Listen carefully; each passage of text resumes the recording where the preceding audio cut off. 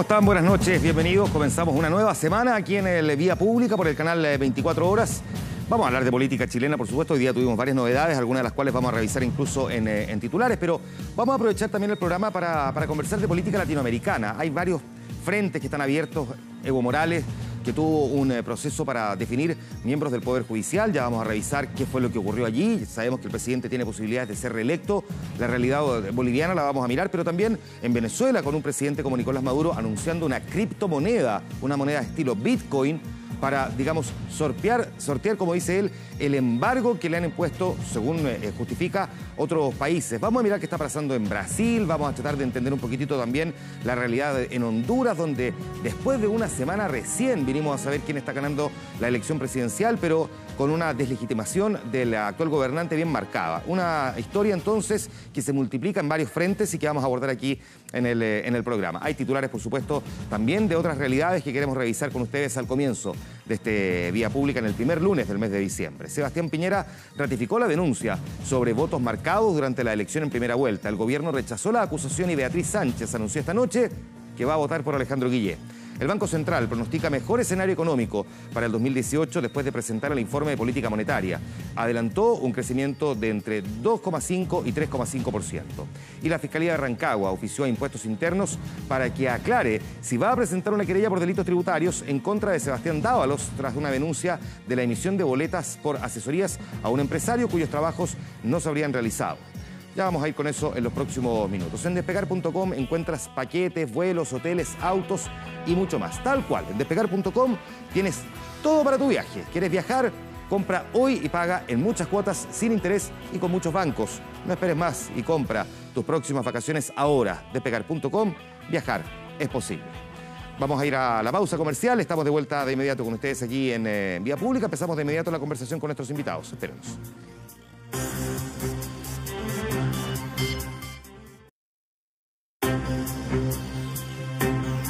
De Crónica Latinoamericana vamos a conversar esta noche con nuestros invitados. Hay varios frentes, como decía yo al comienzo del programa, que están bien interesantes. Honduras, Bolivia, Venezuela. Vamos a estar dialogando con Alejandro San Francisco, historiador académico de la Universidad Católica. Gracias por estar aquí. Bienvenido, buenas noches. Muchas gracias, Juan Manuel. Paz Mileta, académica del Instituto de Estudios Internacionales de la Universidad de Chile. Paz, gracias por estar aquí. Bienvenida, buenas noches. Buenas noches. Jorge Sanz, analista internacional de la Universidad del Desarrollo. Gracias por estar aquí. Buenas noches. Buenas noches. Y Fernando Estensoro, director del Instituto de Estudios Avanzados de la Universidad de Santiago. Fernando, bienvenido. Buenas noches. Buenas noches. Partamos por Honduras, que probablemente es como... Creo que todos los países latinoamericanos, o muchos de ellos están marcando actualidad permanentemente, pero Honduras se volvió particularmente interesante y atractivo porque han pasado 8 días y recién hoy día en la tarde vinimos a conocer los resultados con el ni siquiera 100% de los votos escrutados, sino que el 99,96%, donde el presidente Hernández finalmente se revalida en la reelección, pero tremendamente cuestionado frente a la opinión pública, al punto de que tuvieron que decretar toque de queda desde el miércoles pasado, 12 horas, desde las 6 de la tarde hasta las 6 de la mañana. ¿Cómo se entiende una realidad como esa? Primero, ¿cómo un país puede tardar una semana en contabilizar los votos cuando en otras naciones, incluyendo la nuestra, en 3 horas uno sabe quién gana o quién pasó segunda vuelta? Bueno, hay varios factores. Primero, la propia candidatura de Hernández, que es cuestionada porque en Honduras no hay posibilidad de reelección. A través de una facultad del Tribunal Constitucional, él logra, ¿no es cierto?, presentarse a una reelección, siendo cuestionado en general por las fuerzas políticas y por la población. Esto fue el 2015. El 2015 entiendo que surge este fallo que lo habilita a él para presentarse a una reelección, algo que nunca no había pasado antes en Honduras. No había pasado antes.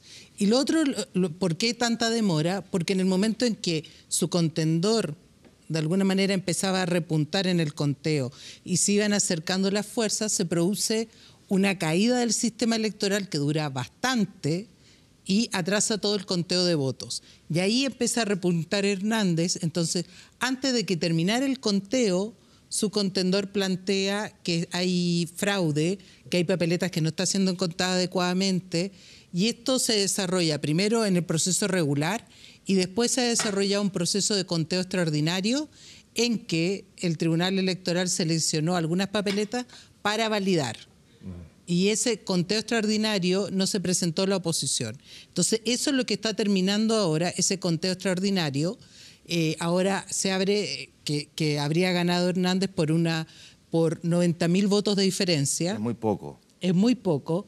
Ahora se abre un proceso de posibles objeciones y tradicionalmente Honduras se demora unos 18, 19 días de los 30 que tiene habilitados para dar a conocer al ganador de la elección. Por lo tanto, podríamos decir que no hay una proclamación formal todavía de Juan Orlando Hernández como presidente electo, o en este caso reelecto. Hay una especie de proclamación, pero hay una no aceptación, porque lo que ha dicho Páez es muy verdad. Hay una duda de la legitimidad de la presentación del candidato, hay una duda sobre el proceso electoral mismo, y al ser tan estrechos los resultados y acusaciones de fraude, hacen prácticamente inviable una aceptación sana, democrática de los resultados. Lo que dijo Nasralla, el candidato opositor... Nasralla. Claro, dijo, no han visto la cara de tontos, yo ya no confío en el Tribunal Electoral, nos quieren robar la elección. Ahora, dicho así, después del proceso que, como tú bien decías, ha tardado una semana más los 19 días, no hay ninguna razón para que la oposición en 19 días más, si les dicen exactamente lo mismo, llegue a la conclusión de que no les han robado la elección. Con un adicional, perdón, porque además entiendo que en la contabilización inicial de los votos, Salvador Nasralla iba ganando ante el presidente y se produce, digamos, esta caída del sistema y después empezamos a ver que el presidente paulatinamente empieza a aparecer por sobre el candidato opositor. Por lo mismo la fórmula de la OEA podría ser sana, que llama a los candidatos a ponerse de acuerdo para hacer un conteo general de los votos y evitar esta fórmula con caída de sistema o con conteos brujos, y que la verdad es que se respete el resultado de las urnas. Pero va a ser difícil porque la elección está viciada de origen por una de las enfermedades que tiene América Latina en los últimos 25 años, que son estas reelecciones que van minando la democracia, van degenerando en un populismo, en una obsesión por conservar el poder y por evitar la alternancia que es tan sana en los países que tienen regímenes democráticos. Es interesante ese punto, a ver, lo vamos a conversar en un momento más, pero te pregunto, Fernando, ahora, démosle un contexto un poquitito a si Honduras es un país tranquilo desde el punto de vista político o es un país más bien que vive altibajos permanentemente y que esto vendría a ser un reflejo adicional de una realidad cotidiana, o por el contrario, ha sido una nación más bien estable en materia política.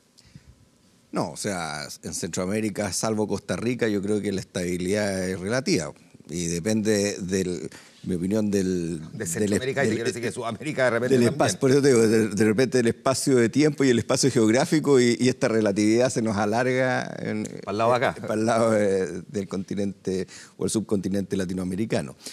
Yo diría que, pero esta crisis en realidad yo la remonto a la crisis con Zelaya, o sea, el golpe de Estado que se le da a Zelaya el año 2009, y de ahí yo diría que hay una situación de creciente tensión en Honduras. Recordemos un poquitito la situación de Zelaya.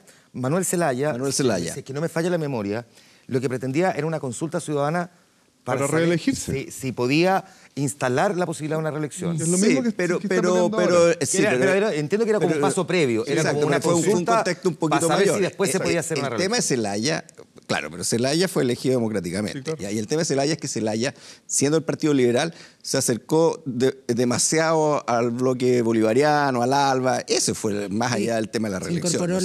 Se incorporó al ALBA y y ahí sin lugar a duda, ¿no es cierto?, la injerencia en Centroamérica y la injerencia, ¿no es cierto?, de Estados Unidos, en mi opinión, es mucho más, es fuerte, si bien es fuerte en toda América Latina. Yo creo que el pecado de Zelaya, entre comillas, fue acercarse demasiado al ALBA. Pero el argumento para sacarlo era este otro, ¿no? O yo me estoy equivocando. Pero no se consumó eso, o sea, era la discusión que se iba a dar, pero finalmente, o sea, la OEA y todos condenaron, o sea, el tema, ¿no es cierto?, yo diría que fue... pero tampoco Bolivia era tampoco Honduras era un mar de tranquilidad previamente, o sea, Centroamérica en general, ¿no es cierto?, ha pasado por momentos de grandes tensiones sociales y políticas, ¿ya? Yo diría que en términos relativos Costa Rica es el país donde hay un proceso democrático con más historia y mayormente institucionalizado, ¿no es cierto? Pero El Salvador, Honduras, Guatemala, el mismo Panamá, ¿no es cierto? Su historia, y Nicaragua, su historia de los 70 en adelante es compleja. O sea, no son democracias fuertes ni institucionalizadas. ¿Cuál fue? Tiene un presidente, Panamá tiene un presidente en Estados Unidos detenido. Ya. Después del episodio de Celaya, digamos, y visto cómo han venido siendo los últimos años en Honduras, uno podría considerar que la ciudadanía deslegitima o no mira con tan malos ojos la posibilidad de que un presidente sea reelecto. Porque miremoslo ahora desde este punto de vista. El presidente pareciera haber sacado la mitad del respaldo ciudadano. Lo que pasa con Hernández es que cuando él fue... El gobierno, la elección anterior también tuvo problemas de legitimidad. Y Hernández, siendo presidente del Congreso, cambia a 4 jueces de 5 en el Tribunal Constitucional. Y empieza a construir un equipo político, un equipo de apoyo que le permite presentar esta objeción a ese artículo específico de la Constitución que impedía la reelección. Él armó este panorama. Él invitó a un expresidente y a un grupo de diputados a que hicieran la presentación para que le permitieran reelegirse. Por lo tanto, como decía Alejandro, desde el origen de esta presentación, esta cosa viene mala. Ya. Las últimas 3 elecciones son las que tienen problemas. Problema por lo mismo, por intentar quedarse en el poder, de no moverse en el poder, que es un vicio que se está adquiriendo en América Latina. Este es un presidente que uno podría asemejar o acercar a qué sectores políticos latinoamericanos. Dicen que es de extrema derecha. Que es de extrema derecha. Hernández, sí. Que es el quiebre político se produce con Celaya. Celaya reunía a derecha e izquierda, curiosamente. Y cuando se produce este golpe de Estado, se desarticulan todos estos partidos y Hernández se hace muy fuerte con la derecha. Entonces, ahí empieza a manejar todo el sistema del gobierno. Ya. Quiero recoger aquí entonces un punto que se planteó hace un rato. Esta obsesión por las reelecciones en Latinoamérica. No nos hemos logrado poner de acuerdo, no veo la necesidad de que los países latinoamericanos tengan que tener una posición común, digamos, pero al menos un cierto pudor, ¿no?, de si uno va a discutir la posibilidad de hacer cambios constitucionales o modificaciones para permitir la reelección, que rija para el siguiente presidente y no para el que está en ejercicio, ¿no? Exactamente. Y además, si no enfrentamos un caso como el que enfrentamos hoy en Bolivia, que yo creo que es mucho más complicado que el de Honduras. Aquí a donde te quería apuntar, claro. Sí, claro. Porque las razones que se están esgrimiendo pueden sentar un precedente bastante nefasto a nivel regional. Ya, expliquemos qué es lo que pasa en Bolivia. El presidente Evo Morales se quería volver a elegir, o se quería reelegir. Claro, después de 13 años en el poder. Después de estar 13 años en el poder. Él se reeligió, modificó la Constitución, se volvió a elegir y se reelige. Exactamente. Y que el 16 le dijeron que no. Y el 21 de febrero del 2016, claro, mayoritariamente la ciudadanía le dice que no. Que no quiere que haya la posibilidad de que él se reelija. Y aún así el presidente logra conseguir ahora que se le permita postular. ¿Por dónde lo consigue? Porque la argumentación fundamental es que consigue también, es muy en la línea que tú planteas, Jorge, articular un grupo dentro de su movimiento para que presente una demanda planteando que se está violentando sus derechos políticos a presentarse una reelección y que también se están violentando los derechos de la población de poder reelegirlo. Y la argumentación que se da, ¿no es cierto?, son argumentaciones de derecho humano, de la normativa de la OEA, que se la superpone a la propia Constitución generada durante el periodo de Morales a través de una asamblea constituyente, y se dice que lo que plantea la OEA, ¿no es cierto?, en su artículo 23, es superior a la propia Constitución boliviana. ¿Qué es lo que dice el artículo 23 del...? Bueno, se habla del derecho, de los derechos fundamentalmente políticos, de libre elección y de fundamentarse, ¿no es cierto?, de que la ciudadanía tenga libre acceso a poder elegir a quienes lo dirigen. Claro. Pero en ese sentido, al otro día, el propio secretario general de la OEA ha dicho, claro, pero eso no habla de reelección indefinida. Ya, perfecto.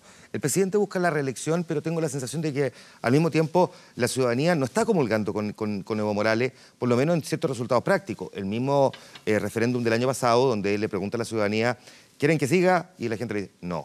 O sea, para ponerlo en jerga un poco más directa, ¿no? Y hemos visto ahora que tuvo un proceso para elegir a los miembros de la justicia, que es un proceso también en que la gente los vota, que es una cosa que a nosotros nos parecería bien insólito, que nosotros tuviéramos que era una elección para elegir a los jueces, donde hubo un alto nivel de votos blancos y nulos. Pareciera y que se interpreta como un cierto rechazo también a Evo Morales. ¿Cómo se entiende que él busque la reelección cuando al mismo tiempo pareciera que la ciudadanía no le está dando tanto respaldo? Lo que pasa es que hay un doble factor ahí. Por un lado, los presidentes que buscan la reelección permanente tienen evidentemente un cierto mesianismo. Nosotros debemos entender que hay una vocación de servicio en las personas que se dedican a la política, pero el querer perpetuarse en el poder de manera indefinida ciertamente revela una ambición bastante más ilimitada. Y el reformar la Carta Fundamental para perpetuarse durante el cargo, sin ese pudor de decir, pero esto no va a regir para mí, sino para otros gobernantes, realmente revela un uso y abuso de poder. Y esto es muy bueno que se entienda que no es de un sector político. Lo hizo Fujimori en los años 90, cuando hace el golpe de Estado, dice vamos a darle la interpretación correcta de la Constitución y luego logra reelegirse. Lo han hecho presidentes de derecha y de izquierda en América Latina, lo está haciendo Evo Morales. ¿Qué es lo que hay detrás? La convicción, genuina o no, de que solo ellos pueden llevar adelante los procesos que dicen que son buenos para sus respectivos países. Y aquí hay una cosa que yo considero de la mayor importancia desde el punto de vista institucional. No es tan relevante si la mayoría de la población apoya o no en un momento dado esa reelección. Porque, por ejemplo, en el caso de Fujimori, la población lo apoyó.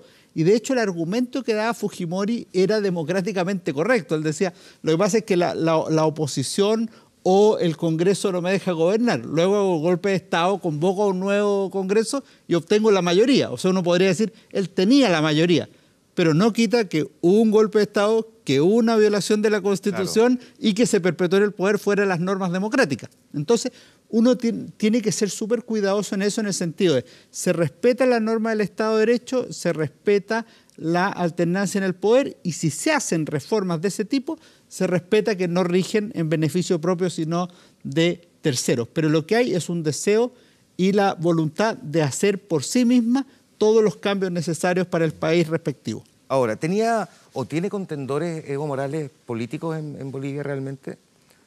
Digo, que le hagan el peso. Bueno, yo creo que uno de los problemas que tiene la oposición boliviana es que no está unida, ¿ya? Indudablemente el MAS y Evo Morales tienen un apoyo, un cierto apoyo, ¿no es cierto?, ciudadano, y incluso aliados que ha tenido se le han ido, entre comillas, desgajando, ¿ya? Tiene opositores importantes, incluso dirigentes indígenas, como Quispe, claro. ¿Ya?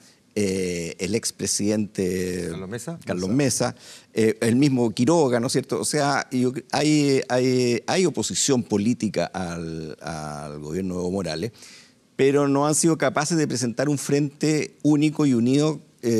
Se lograron unir para este plebiscito, ¿no es cierto?, donde le dijeron que no a la reelección, sin lugar a dudas. Pero el gran tema, en mi opinión, político es que no han logrado conformar un frente único que pueda derrotar a Evo Morales en una elección, como fue en la elección pasada.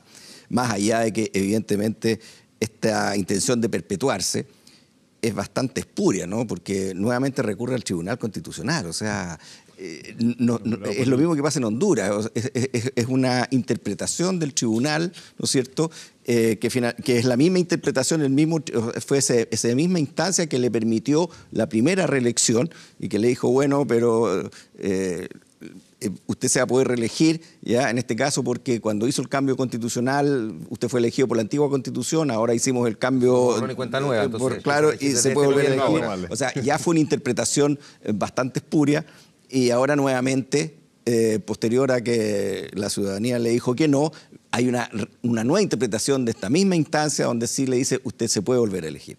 Entonces yo creo que indudablemente que eso, ¿ya?, más allá de que tenga o no tenga apoyo, ¿no es cierto?, y en eso comparto con lo que dicen acá los colegas, debilita la institucionalidad democrática en Bolivia y en el propio proceso que él desarrolló, o sea, con su constitución plurinacional, etcétera, que tiene muchas cosas que pueden ser muy interesantes, ¿ya? Pero este intento de perpetuarse, porque si llega a ocurrir y vuelve a ganar y la oposición no le presenta un candidato único, ¿no es cierto?, es altamente probable que vuelva a ganar. ¿ya?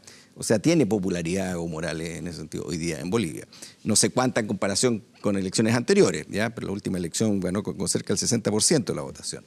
La última, sí, recordemos que la última elección incluso logra triunfo en zonas como Santa Cruz, donde no había mostrado altos niveles de votación, que es un sector, digamos, más conservador, donde se generan buena parte de los recursos. Logró negociar, logró sortear la crisis. Tuvo una validación bastante transversal de parte de la ciudadanía.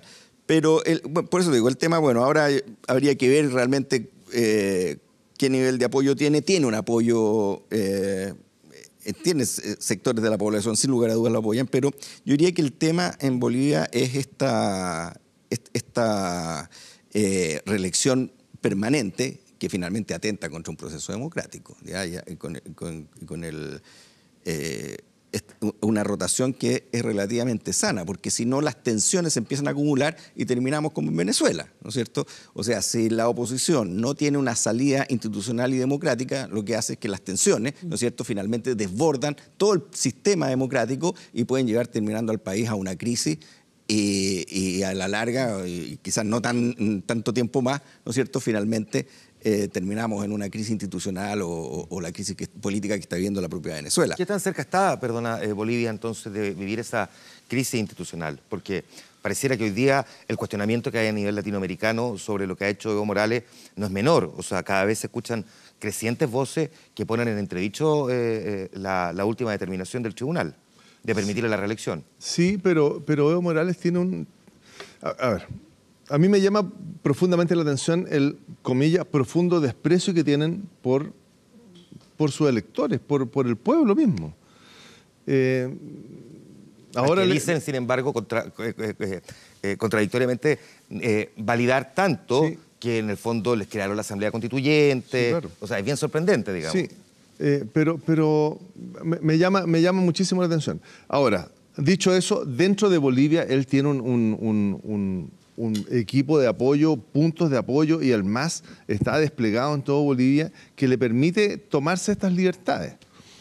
Tiene un genio político detrás de él que es García Linera, que es el que trama todas estas cosas que suceden con Evo Morales. El vicepresidente, ¿no? Sí, claro. García Linera. Sí, claro. Claro. Él es el que maneja esta cosa definitivamente. Pero no sé si esa crisis política que puede llevar a la caída de Evo Morales está tan cerca. No la veo tan cerca. Yo tiendo a pensar que se van a complicar las elecciones, tiendo a pensar que la oposición efectivamente se va a juntar. Si ya tiene un 65% de rechazo en estas elecciones, puede darle una señal a la oposición para que se junte y pelee las elecciones con Evo Morales, pero no sé si está en condiciones de llegar a una crisis que efectivamente se caiga Evo Morales. ¿Por qué? Porque tiene el control de la policía, tiene el control de las Fuerzas Armadas, tiene el control del Congreso, tiene el control tiene el control de todo. De los tribunales, claro, de todo. Corte. Entonces, la crisis va a ser un levantamiento popular, sí, pero eso se puede controlar. Bolivia los ha tenido muchas veces y muchas veces lo han controlado. Entonces, ¿se puede dar? Claro que se puede dar, pero no sé cuán cerca están. Ya. Claro. Como me gusta decir a mí en este programa, en otro lugar de Ciudad Gótica, en Latinoamérica, Venezuela, tiene a un presidente como Nicolás Maduro anunciando la creación de una criptomoneda, una moneda del estilo Bitcoin, que creo que le estaba poniendo Petro como nombre, que Petro, es una moneda una moneda virtual para sortear lo que él dice es el embargo impuesto por la comunidad internacional y donde le hacen un boicot permanentemente, y que esa es la razón por la cual su país está en crisis. Primero, yo sé que no necesariamente deberíamos todos ser expertos en materia económica para poder hacer una definición de si una criptomoneda puede funcionar o salvar a Venezuela de la situación en la que está, pero ¿tiene algún sentido o es un distractor? Mira, yo hoy día veía una entrevista a Martín Rederado, ¿sí?, que fue presidente del Banco Central argentino. A ese que le sacaron todas las bóvedas, sí, me acuerdo. Sí. Y él fue particularmente crítico y fue desglosando lo que era el discurso de Maduro en el momento de anunciar esto. Y Maduro dijo, nosotros tenemos respaldo, ¿no es cierto?, sí, de las riquezas de Venezuela, petróleo, diamantes, oro, diamantes. Decía, pero ¿qué respaldo? ¿Qué respaldo real tiene? Porque la generación de una especie de Bitcoin tiene que tener algún tipo de respaldo, y hoy un país que está en crisis, cuyas reservas también están en crisis, sí, y que tiene muchos de sus fondos retenidos en el exterior, es muy difícil pensar en esto como alternativa. Entonces era muy crítico y decía, esto es lo que va a ser de alguna manera una salida para aquellos líderes políticos, ¿no es cierto?, vinculados con casos de corrupción y que están teniendo problemas en sus actividades con la moneda venezolana. Entonces, hay una fuerte crítica desde el mundo de los economistas de este anuncio de Maduro, que dicen no tiene respaldo real, pero además porque hay un tema que viene relacionado con este anuncio que llama mucho la atención. Primero, que él lo relaciona en el mismo discurso con la detención de personeros de PDVSA. Entonces dice que también es una forma de luchar contra la corrupción. Pero llama la atención... PDVSA, la empresa de petróleo de Venezuela. Sí. Exactamente. Estatal. Que esa detención y ese proceso que se está desarrollando de depuración de este sector de la empresa petrolera venezolana está muy relacionada con personas cercanas al embajador de Venezuela en Naciones Unidas, Ramírez, que era una de las personas a las que Chávez tenía considerada como su posible sucesor y finalmente optó por Maduro. Claro. Entonces, desde la dinámica interna de Venezuela llama mucho este anuncio que hace de esta moneda, que se dice, bueno, ¿qué respaldo tiene? Y a la par lo relaciona con una lucha anticorrupción en el seno interno y que está muy relacionada con un grupo de influencia dentro de su mismo movimiento que ahora está siendo perseguido. Ya. Entonces, tiene poco asidero lo que se está haciendo. Se dice que en la práctica él no lo va a poder llevar a cabo porque no tiene condiciones, ni económicas, ni políticas, ni tiene la liberación de las divisas venezolanas que quisiera, porque dice, bueno, es contradictorio con esta misma, él dice que es para luchar contra la acción de los organismos internacionales en contra de Venezuela, pero son esos mismos organismos internacionales los que le tienen retenido el financiamiento. Ahí hay un tema que es bien interesante porque al mismo tiempo nos estamos encontrando con muchos venezolanos que están comprando bitcoins, que en el fondo es una manera de poder sacar la plata, digo, los que tienen plata en Venezuela, de sacarla del país. Compra bitcoin en Venezuela, después se va y transfiere el bitcoin de vuelta a euro o a dólar. Además, va paseando el pago de impuestos en muchos casos, en fin, pero porque sabemos que en Venezuela hay una limitante muy marcada para poder retirar divisa o remesa. Más allá de eso, el presidente Nicolás Maduro, tengo la sensación, y corríjanme si me equivoco, que pareciera de alguna manera estar empezando a quedar un tanto más abandonado desde el punto de vista político interno, es decir, del frente que históricamente lo ha respaldado, ¿o es solamente una sensación? Yo tengo la impresión que en los últimos 2 o 3 meses el presidente Nicolás Maduro tuvo sus momentos peak. Uno fue lograr salir con la Asamblea Constituyente, el otro fue la elección de gobiernos locales. Desde ahí en adelante ha venido una fase de mayor decadencia y me parece que en el tema económico, si lo miramos en su contexto, la caída en cese de pago fue absolutamente decisiva, porque esto es muy simple, si uno puede hacer toda la pirotecnia verbal que tenga, y en esto Maduro es bastante avanzado, claro. Y puede llamar a toda la Asamblea Constituyente, la Asamblea Constituyente le da un voto de confianza a Maduro y dice, resuelve que Maduro va a solucionar el problema. Sí, claro, pero el problema se soluciona pagando, no se soluciona dando declaraciones. Y no pudo pagar. Y todas estas cosas van en la práctica horadando cualquier prestigio económico que pueda tener. Y en esto, salvo honrosas excepciones, los bancos, los organismos internacionales, todos los que le hayan prestado a alguna institución venezolana, son fundamentalmente pragmáticos. O sea, si Venezuela paga, suficiente. Si no paga, mal. Y en ese sentido no están haciendo juicio ideológico sobre el gobierno de Venezuela, si hay Asamblea Nacional o Asamblea Constituyente, si se escapó tal o cual alcalde, no les va ni les viene. Y en ese sentido, efectivamente, Nicolás Maduro no ha tenido capacidad para manejar la crisis y tu sensación puede ser hoy más razonablemente clara en el sentido de que está perdiendo credibilidad incluso dentro de los suyos, porque el tema económico es muy determinante. O sea, al final, si bien Maduro tiene el apoyo de las Fuerzas Armadas ampliamente, sigue siendo un presidente popular. Yo creo que las elecciones han estado manipuladas en el último año, pero es un presidente que tiene gran respaldo popular, no es un presidente marginal ni con poco apoyo. Pero la verdad es que el tema económico está tan deteriorado que los militares, por muy bien que estén, todos tienen un hermano, un sobrino, una novia que lo está pasando mal. O sea, nadie está tan aislado de la realidad como para suponer que no está mal Venezuela. Última pregunta para ambos. ¿En qué pie está la oposición hoy día? Porque también da la sensación de que anda un poco fragmentada, ¿no? En Venezuela.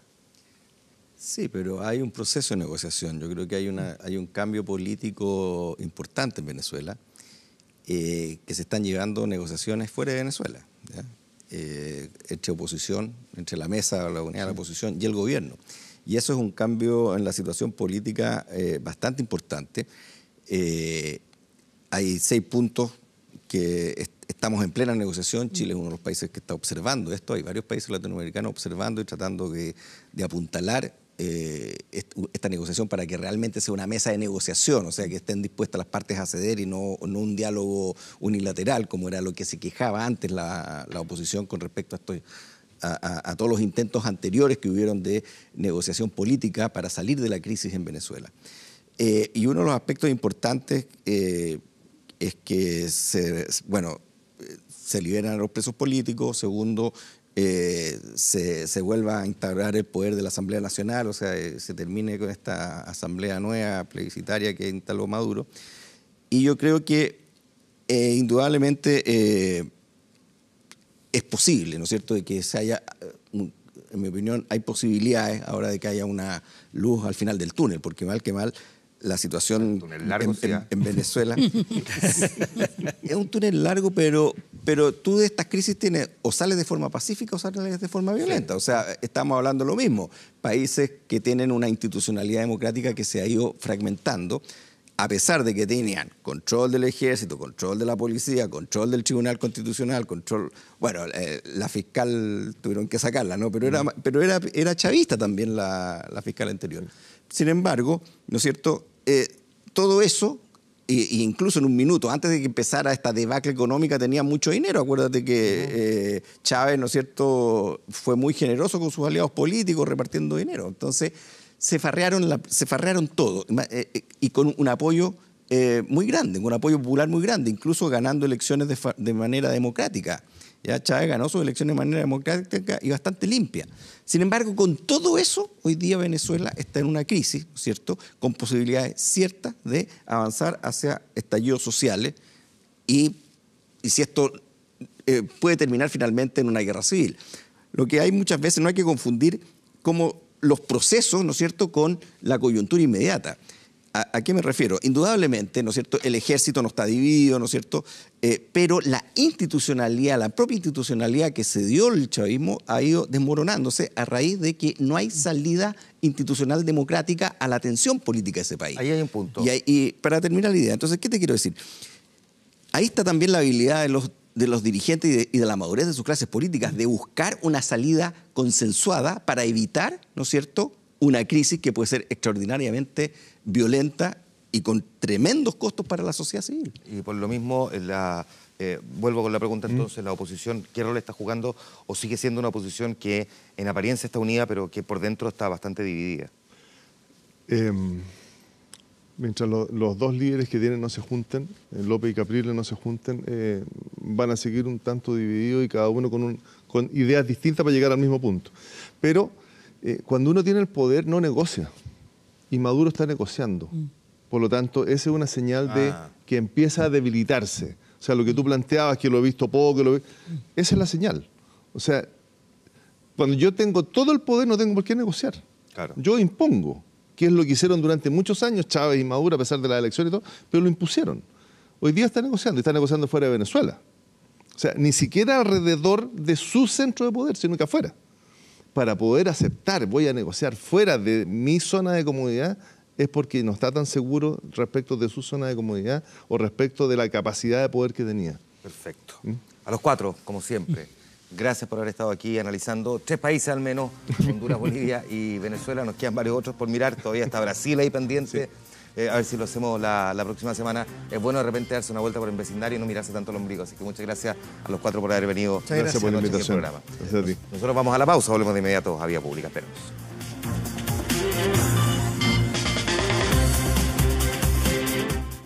Existen palabras... Porque en la universidad siempre hubo alguien que te motivó cuando más lo necesitabas, ese apoyo que te hizo alcanzar tus metas, tus profesores, esos que siempre te dieron más. Bueno, para los que buscan más, Universidad Autónoma de Chile, es más, Universidad está presentando Vía Pública. Vamos a darle un vistazo ahora a algunos de los temas que han estado vigentes durante la jornada y que han marcado la pauta. A menos de 2 semanas de la segunda vuelta, por ejemplo, se genera todo un revuelo político por la acusación que formuló esta mañana Sebastián Piñera sobre supuestos votos que en las elecciones de primera vuelta habrían venido marcados previamente en favor de Alejandro Guillé o Beatriz Sánchez. Desde La Moneda dijeron que las declaraciones del candidato de Chile Vamos empañan la limpieza con que se desarrollan las elecciones en nuestro país. Lo que yo vi el día de la elección, y lo mostraron todos los canales de televisión y lo comentaron todas las radios, es que mucha gente le pasaban un voto que ya estaba marcado en favor de Guillé o de la Beatriz Sánchez. ¿Y usted tiene una falla del CERVEL, de las mesas?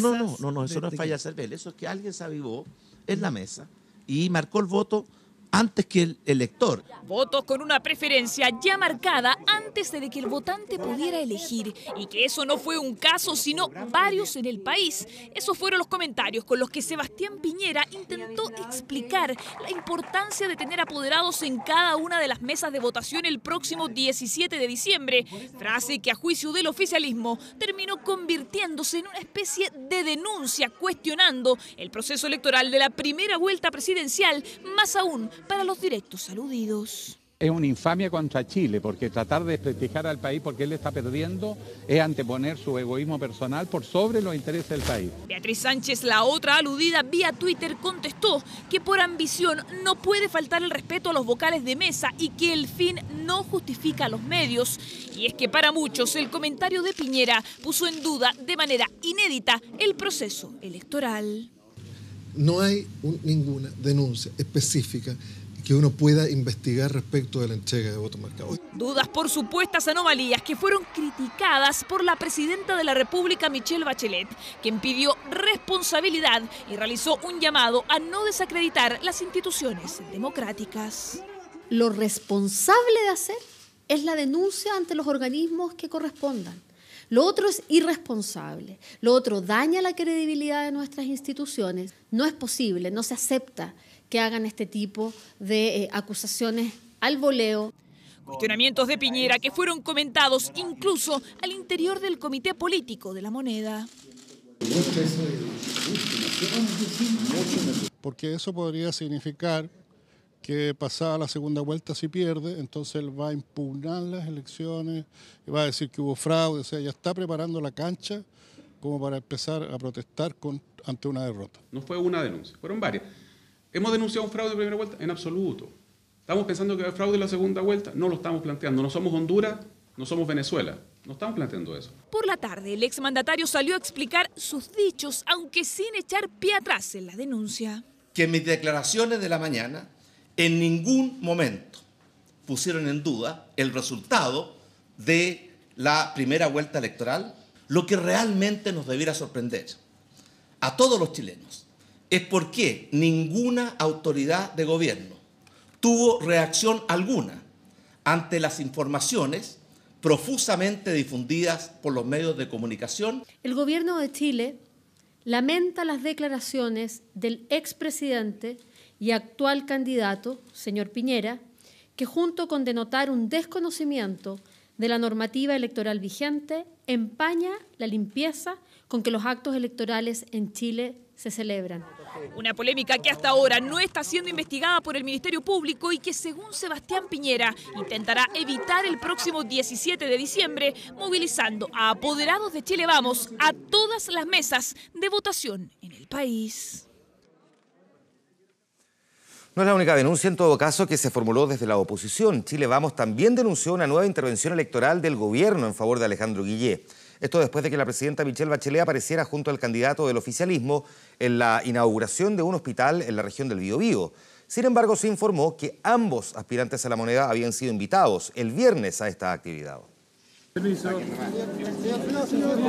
no. Coincidimos. Permiso.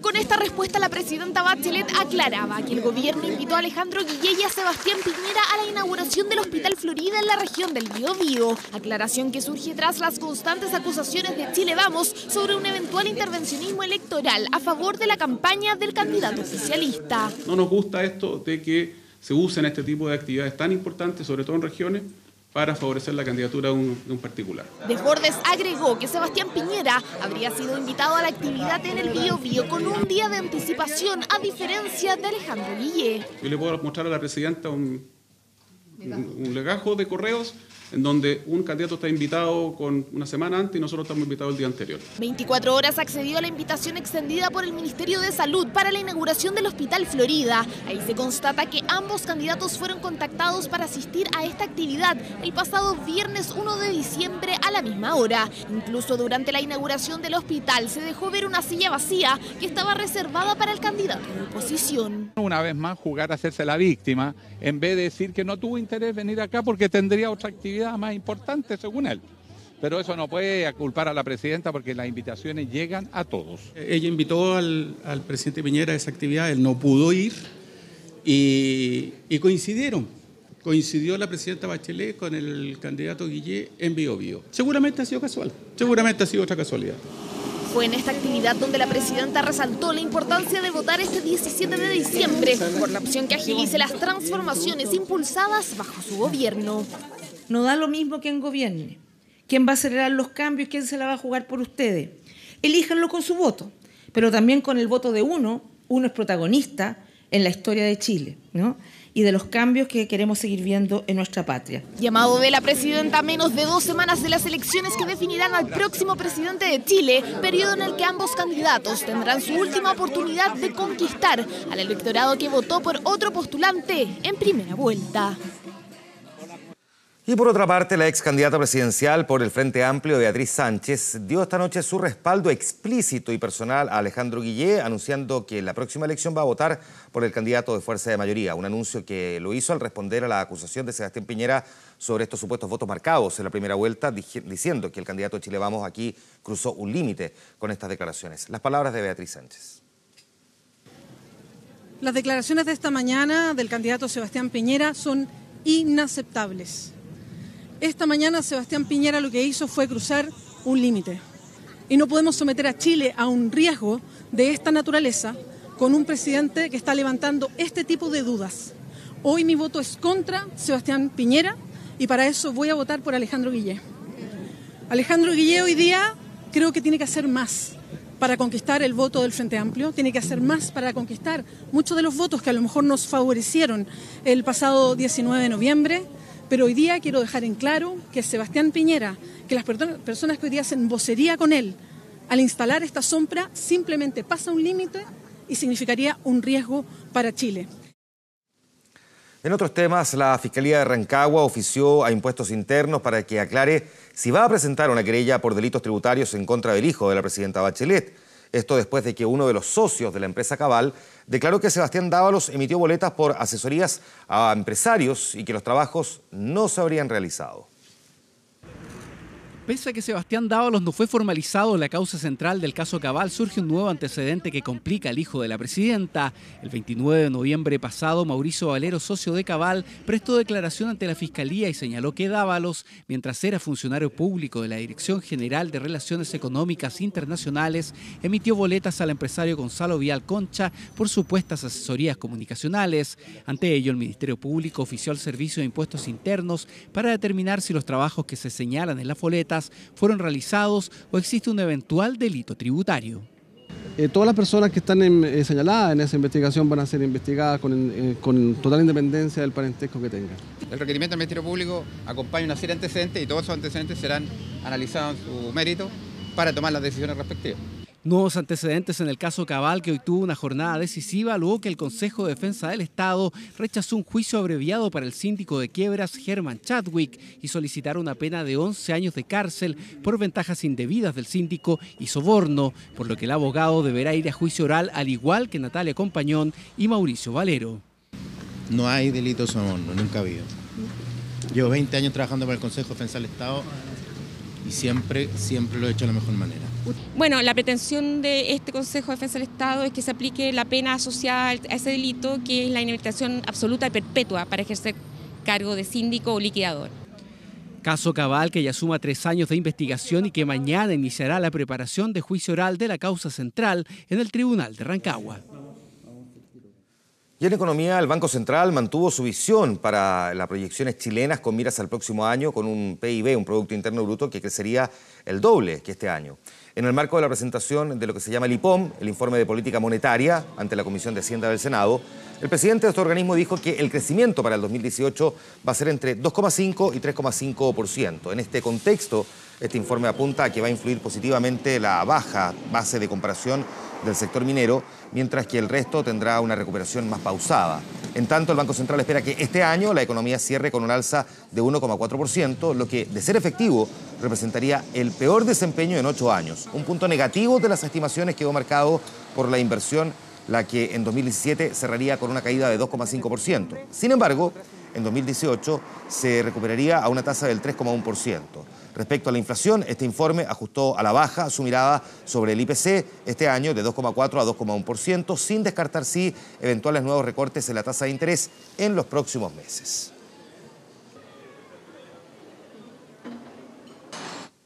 En la crónica internacional, Corea del Sur y Estados Unidos iniciaron el mayor ejercicio aéreo conjunto, que fue calificado por Pyongyang como una provocación.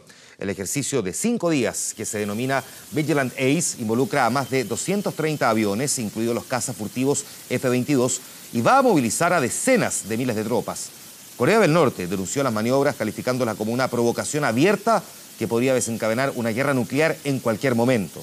También advirtió a ambos aliados que su ejercicio militar será tan estúpido como un acto que precipite su autodestrucción. El ejercicio se produce 5 días después de que el régimen de Kim Jong-un probara un misil intercontinental supuestamente capaz de alcanzar Estados Unidos. Este domingo fue un día histórico para el deporte chileno. Arley Méndez se coronó triple campeón mundial en la halterofilia en la categoría de 85 kilos. Este deportista cubano, que se ha nacionalizado chileno, que le dieron esta nacionalidad por gracia este año, llegó a nuestro país en 2013. Esta es su historia.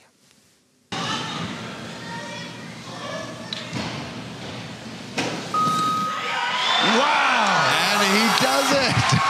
175 kilos for the Chilean. 3 for 3. El día anhelado, un sueño que se hizo esperar y por eso se disfruta con más ganas. Un cubano que esperó años defender los colores de Chile, ahora no solo lo logró, sino que se consagró triple campeón del mundo en halterofilia en la categoría de 85 kilos.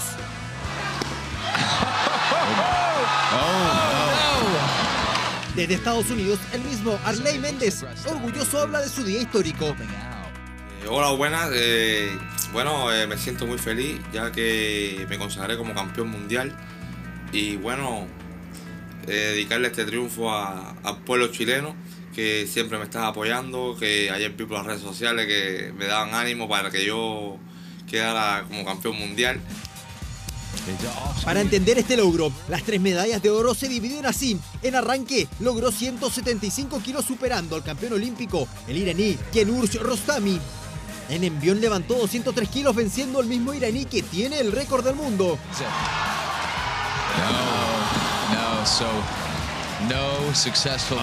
La tercera medalla fue la suma entre el arranque y el envión, donde Méndez sumó 378 kilos. El Senado aprobó otorgarle la nacionalidad por gracia al pesista cubano Arley Méndez. Esto fue el 31 de mayo de 2017, un día sumamente esperado por Arley. Desde que decidió quedarse a vivir en Chile, deseaba tener la nacionalidad para competir vestido de rojo. Pasaron 4 años donde tuvo que aguantar situaciones adversas y complicadas. En junio de 2013, vino con la delegación cubana a un sudamericano juvenil. Decidió apartarse de su equipo y quedarse en Chile, sabiendo que su entrenador cubano se llevaría su pasaporte. Por lo tanto, tenía que pasar inadvertido en nuestro país. Uno de los que lo ayudó fue el pesista nacional Jorge Igor. Arley salió con lo opuesto, no tenía sus papeles, digamos, pasaporte, esas cosas, en ese momento nada. Como te digo, con lo único que salió fue con los zapatos, la malla y las correas, las vendas de pesa, nada más. Todos estos años tuvo que ingeniárselas para subsistir. Cercanos se le juntaban dinero, le pasaban ropa, trabajó en cuanta cosa le ofrecían. todo el mundo de las pesas, claro, estaba contento con que un tremendo talento se quedara en Chile, pero una cosa es quedarse y otra que de esa condición pudiera mantenerse con un alto nivel de entrenamiento y de resultados. Estábamos tomando once el primer día que llegamos y no sé, pasaron los carabineros por afuera, los bomberos, y nos quedamos mirando con una cara así como de susto y como que tendimos a agachar, el Darley tendió así como a esconderse, ¿cachai? A agacharse. Pensaba que lo estaban buscando. Claro. Mira, hay deportistas que ganan medalla porque son dotados de una condición física tremenda, otros porque junto con eso luchan y entrenan, y hay un tercer factor que es como el más filosófico, que es la garra, y de verdad que Arley tiene una psicología que le permite afrontar retos y no decaer. Después de este logro sienta un precedente en su carrera, y yo estoy seguro, y en lo personal, muy en lo personal, yo espero verlo como campeón olímpico en Tokio. To Chile, Arley Méndez Pérez. Sin duda que Arley es la gran carta de medalla para Chile en los Panamericanos de Lima y en los Juegos Olímpicos de Tokio. Su cara de orgullo al escuchar por primera vez el himno de Chile en un podio mundial por sus logros es emocionante. Méndez seguirá trabajando por el Team Chile porque... Lo más importante es defender el título mundial. Así que muchas gracias por el apoyo y muy feliz. Congratulations to the Now, it's been a long time since we've had a Chilean world champion, so... Con esta historia nos vamos a ir a la pausa comercial. Antes, confía la salud dental de tu familia a Centro Odontológico Versalles, una atención que es personalizada por profesionales de excelencia al servicio de sus pacientes. Experiencia, tecnología y alto estándar en insumos y materiales que permiten una atención de verdad de excelencia. Centro Odontológico Versalles apuesta por la prevención. Recuerde asistir a sus controles cada 6 meses, además. Nosotros nos vamos a ir a la pausa, ya estamos de vuelta de inmediato con ustedes aquí a Vía Pública. Esperemos.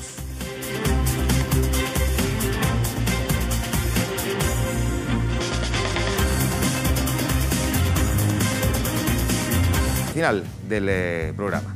Nos vamos a ir, pero antes vamos a revisar algunas cosas. Nuestro portal 24horas.cl, que entre varias noticias está destacando en estos momentos que el Tren Central va a retomar las negociaciones con los trabajadores, pero ojo, la huelga se mantiene. Hasta ahora, la empresa anunció que este martes 5 de diciembre va a volver a conversar con el sindicato Tracción, con los distintos sindicatos, en estricto rigor, no solamente con eso, sino con los otros también, para poder avanzar. Afines y Conexas son los otros sindicatos, para ver si llegan finalmente a un entendimiento. Tenemos a esta hora en Santiago una temperatura que llega a los 16,4 grados y esperamos como máxima para este martes y miércoles 29 grados en ambos días con cielo despejado. Nos vamos con Creep, una de las grandes canciones de Radiohead, la banda, digamos, que se toma este festival, el SUE, el Santiago Urbano Electrónico, que se va a efectuar el próximo 11 de abril en el Estadio Nacional. Ya está confirmado que viene Radiohead y empezaron hoy día la preventa de entradas para los clientes de una compañía de teléfono, en este caso es Entel, entiendo, pero ya empezó la venta formal de entradas para, digamos, un festival que anuncia va a ser muy exitoso, visto la gran cantidad de seguidores que tiene Radiohead aquí en Chile. Así que con uno de sus clásicos nosotros nos vamos. Les agradecemos al que nos haya acompañado. Les recordamos que mañana no tenemos Vía Pública, tenemos Candidato Llegó Tu Hora. Conversamos con Sebastián Piñera. Y el día miércoles no hay informante porque también hay Candidato Llegó Tu Hora. Ahí dialogamos con Alejandro Guillé. Hay nuevos panelistas en un programa que resultó tremendamente exitoso en la primera vuelta. Se reedita en esta segunda vuelta. Así que nos vemos mañana, como a esta hora un poquitito más temprano, a eso a las 11:15 más o menos. Gracias por haber estado con nosotros. Descansen. Buenas noches.